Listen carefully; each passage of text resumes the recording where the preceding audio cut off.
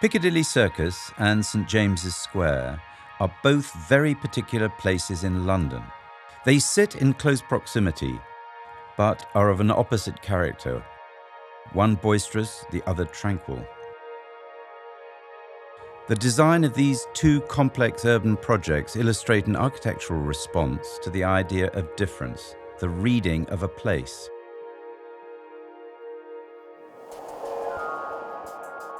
Piccadilly Circus is an extraordinary moment in London, certainly for me personally. It represents eyes being opened to a world of possibilities, and as with a lot of London, there is a great theatricality about it. It is a hotspot for the grouping and a density of theatres and theatrical productions, theatre as a lens through which to view the reality of the everyday. It is a complex amalgam and confluence of social agendas and architectural agendas.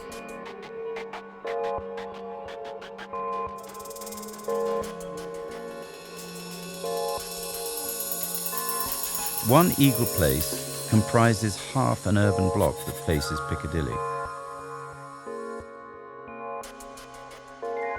The ceramic wall reflects the kinetic illuminations of the circus, both at night and on dull days, drawing out the building's theatricality. Early in the design, I developed the idea of a cornice as a polychromatic artwork and set in motion the competition that Richard Deacon won. His sculpture, called Piccadilly, is a fecund blossoming broken into 39 pieces, visually magnetic from every angle.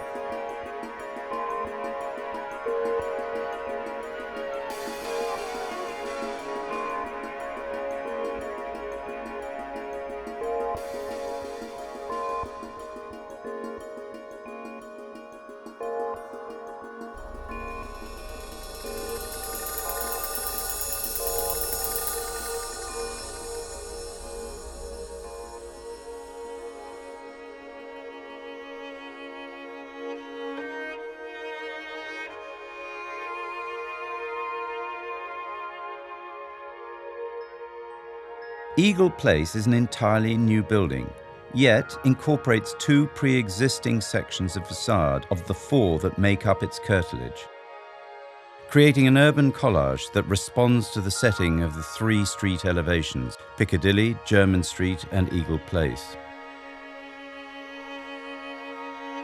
The shop windows onto Piccadilly embrace the whole ground level frontages. This is made possible by the siting of the entrance of the office building at the centre of Eagle Place, mediating the monumental scale of Piccadilly with the seductiveness of Jermyn Street.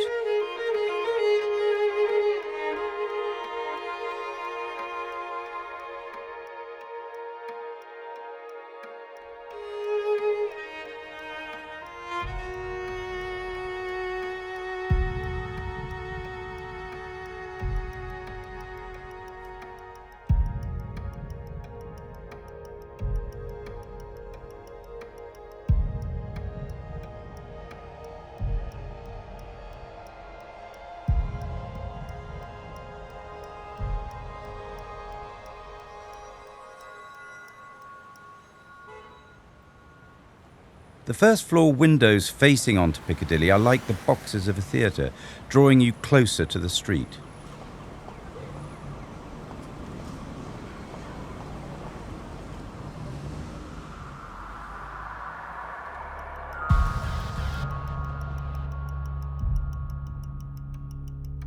Stephen Cox's elemental head, the gilded basalt mask, crowns the turning point of Eagle Place and Jermyn Street.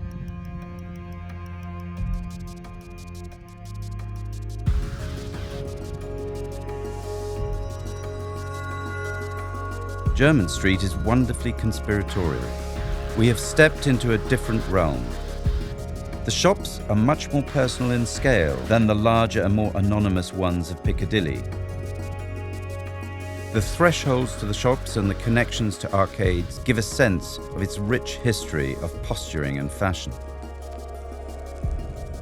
Christopher Wren's Church of St James's Piccadilly, built across the north-south axis leading to St James's Square, mediates between the square and Piccadilly.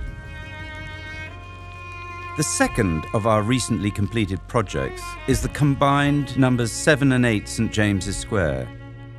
Number 8 wraps around the listed number 7, creating a new court garden to the historic house. Stephen Cox's figure emerging marks the northern boundary of our project.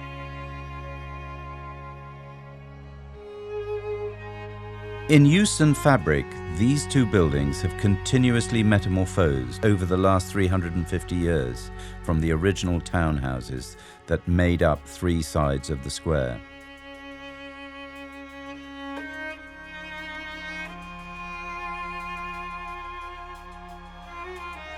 The present number 7 was designed by Edwin Lutyens in 1911.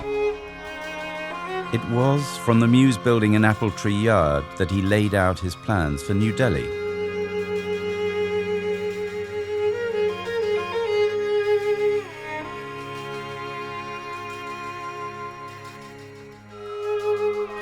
It is both the history of occupants and the sense of repose that make the address of St James's Square so special.